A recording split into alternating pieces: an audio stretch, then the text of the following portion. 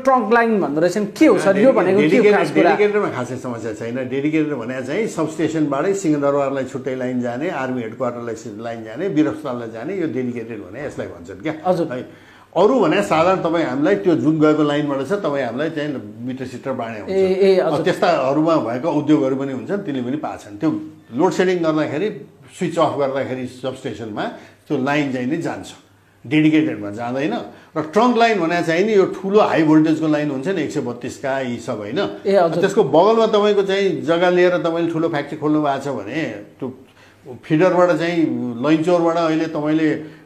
भनौँ न उहाँ माथि चाहिँ के भन्छ यहाँ काभ्रेतिर फ्याक्ट्री खोल्नु भएको छ भने तपाईँले त लाइन तानेर लगाउनु सक्नुहुन्न होइन यहाँ चाहिँ भक्तपुरबाट भनेपछि त्यहाँ गएको लाइन जुन छ पनौतीबाट आउने लाइन त्यताबाट तानेर त्यहाँ